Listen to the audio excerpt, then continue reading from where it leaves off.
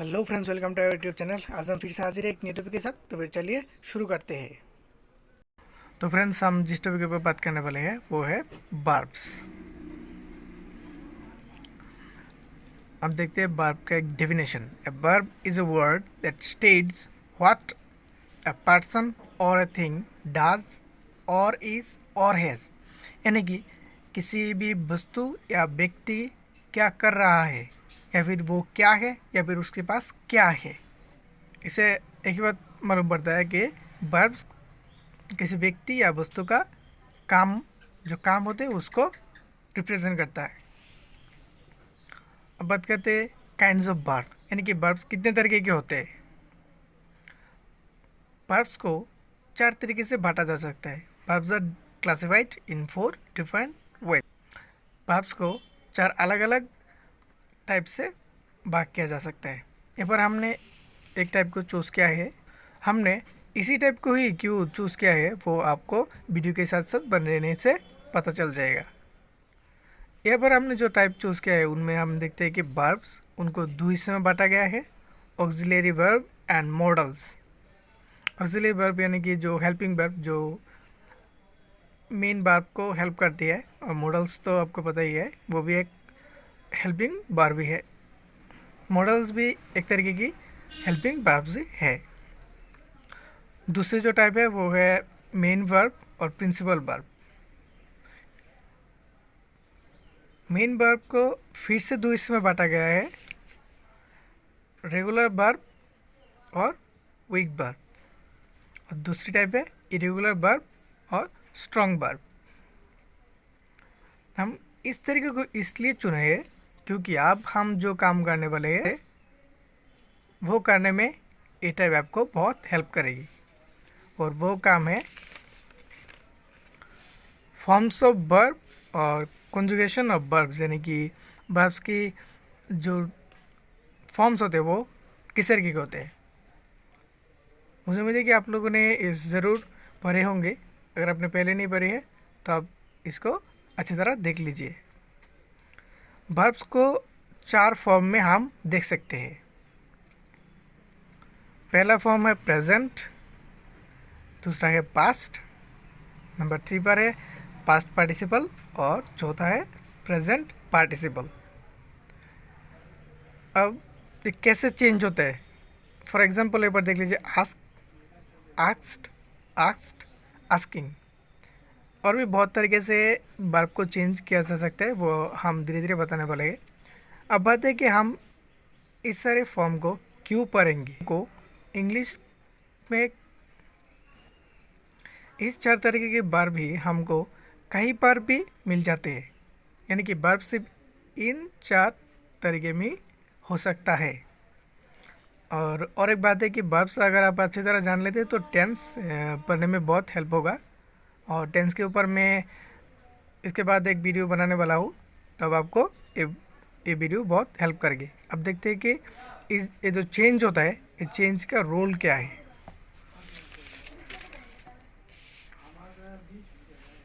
पहले बात करते हैं रेगुलर वर्ब्स और वीक वर्ब्स के बारे में। यहाँ पर पहला जो रोल है वो है वर्ब प्लस ईडी, यानी कि जो मेन वर्ब है उसके साथ सिर्फ आपको ईडी प्लस करना है। जैसे कि यहाँ पर देख लीजिए, ऐड, ऐड से क्या हुआ, edit, add plus ED, edit. Past participle भी ऐड प्लस ईडी, एडिट। और प्रेजेंट पार्टिसिपल पर है add plus ING. Present participle पे हमेशा आईएनजी प्लस होता है, जो मेन फॉर्म होता है वर्ब के उसके साथ। जो दूसरा एग्जांपल है वो भी ऐसे, work, worked, work to worked, work to working. तो लव टू लव, फिर लफ्ड, और प्रेजेंट पार्टिसिपल है लफिंग। तो पहला रोल जो हमने पढ़ा वो क्या, वर्ब प्लस ईडी, यानी कि वर्ब के साथ सिर्फ ईडी प्लस करना है, वर्ब प्लस ईडी। यहाँ पर पास्ट फॉर्म में भी verb plus ED, past participle भी प्लस ईडी, और प्रेजेंट पार्टिसिपल हमेशा वर्ब के साथ आईएनजी प्लस होता है। अब बात करते हैं रोल टू। रोल टू में क्या होता है, जो वर्ब है अगर वो वर्ब इससे ख़त्म होता है किसी भी वर्ब अगर ई से ख़त्म होती है तो उनके साथ सिर्फ आपको डी प्लस करना है, क्योंकि ई तो पहले से ही है तो फिर हम उसके साथ सिर्फ डी प्लस कर देंगे। जैसे कि यहाँ पर देख लीजिए क्लोज ई से ख़त्म हुआ है तो उसके साथ हमने सिर्फ डी प्लस के हैं, close plus D. First participle पे भी वही है, close plus D. Present participle में यहाँ पर एक बात होता है कि लास्ट में अगर आपकी ई होता है तो ज़्यादा देखा जाता है कि ई को ओमिट करके आईएनजी प्लस किया जाता है। और एक बार पड़ेगा चेंज ई है तो चेंज्ड, चेंज्ड, चेंजिंग, सिर्फ डी प्लस क्या है। जैसे कि लाइव, लिव्ड, लिविंग। तो दूसरे रोल में हमने क्या पढ़ा, बार जो ई से ख़त्म होती है उसके साथ सिर्फ डी प्लस का है क्योंकि उसमें ई पहले से ही मौजूद है।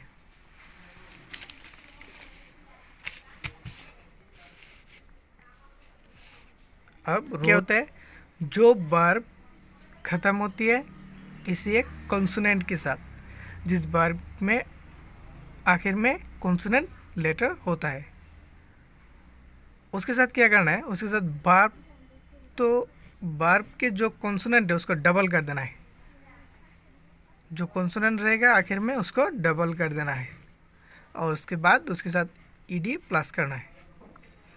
जैसे कि फॉर एग्जांपल एक बार देखिए ड्रॉप, देखिए ख़त्म हुई है कॉन्सोनेंट से तो उसके साथ हमने क्या किया, drop plus consonant plus ED, consonant को डबल किया और उसके साथ ईडी प्लस किया। ऐसे ही ड्रॉप्ड, यहाँ पर देखिए ड्रॉपिंग। यहाँ पर प्रेजेंट पार्टिसिपल में भी वही होता है कि कॉन्सोनेंट को डबल किया जाता है। फिर से यहाँ पर देखिए रेफर, रेफर्ड, रेफर्ड, रेफरिंग।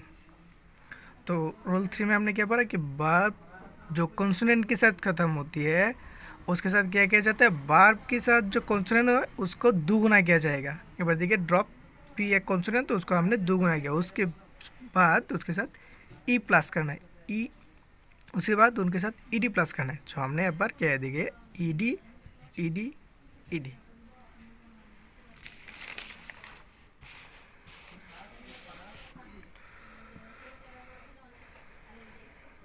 अब है रोल 4।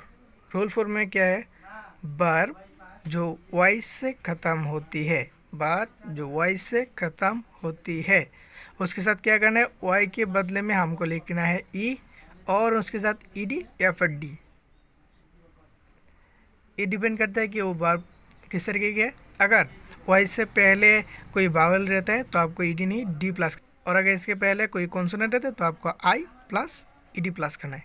तो कोई भी वर्ब ख़त्म होती है वाई से तो उसको क्या करना है, वाई को ओमिट करके आई प्लस ईडी और डी।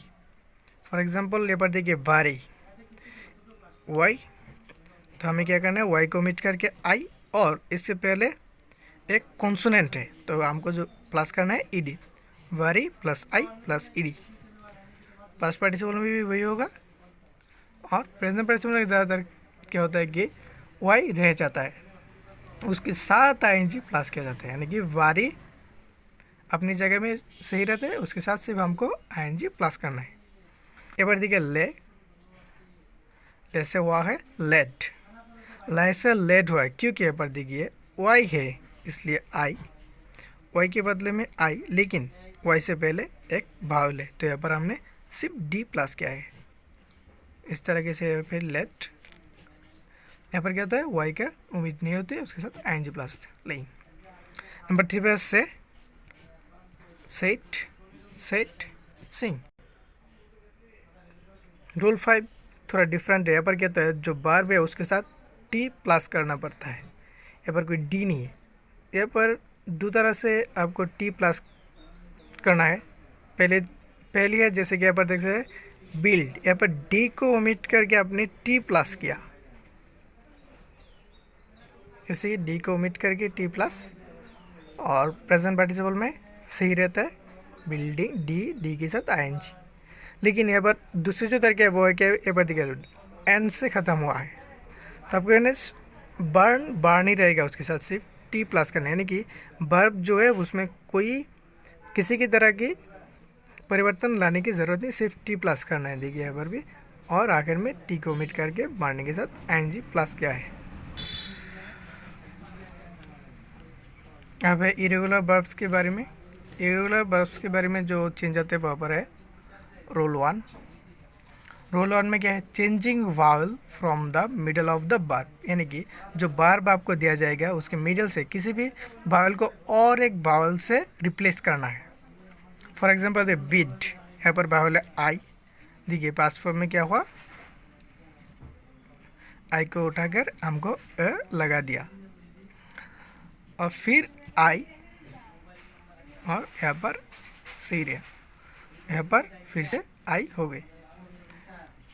यहाँ पर देखिए ब्लू, बाउल से बाउल पर है ओ, उसको हमने ई से रिप्लेस किया, फिर ओ आ गई, फिर चलते रहेगी। यहाँ पर देखिए फॉल, ए को हमने रिप्लेस किया ई से और उसके बाद यहाँ पर फिर से अ आ जाती है। यहाँ पर देखिए सी से हुआ सौ से सिन, सी से सिंग, ये भी हमारे बहुत जाने पहचाने वर्ब है।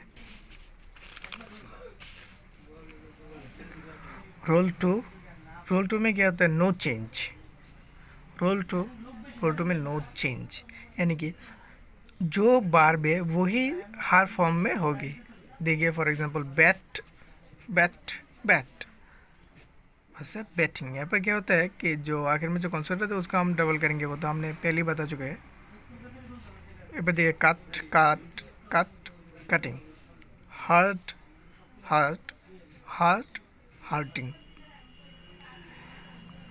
इरेगुलर वर्ब के लिए बस ये दो तरह की है, लेकिन और भी बहुत सारे इरेगुलर वर्ब्स होते हैं जिसका कोई रूल्स ही नहीं होते, भी रूल्स में नहीं आती है, वो सारे वर्ब रूल्स के बाहर ही चलते हैं। अगर में हम बात करते कि ये सारे रूल हमने क्यों पढ़ी, इसको हम कहाँ पर यूज़ करेंगे, तो अब देखते हैं इसके यूज़। जो वर्ब का जो प्रेजेंट फॉर्म होती है वो हमेशा प्रेजेंट इंडेफिनाइट टेंस पे यूज़ किया जाता है। उसके साथ साथ इसको किसी भी मॉडल, चाहे वो मॉडल प्रेजेंट में हो या पास्ट में हो, उसके साथ जो वर्ब होगा वो हमेशा प्रेजेंट फॉर्म होगा, चाहे वो किसी भी टेंस में हो, यानी कि पास्ट में या प्रेजेंट में, जो भी टेंस हो उसके साथ आपको प्रेजेंट फॉर्म ही यूज़ करना है। अब चलिए can, I can play, present form है। अगर हम इसको पास्ट में बोले कि I could play, I could past है लेकिन प्ले प्रेजेंट फॉर्म है।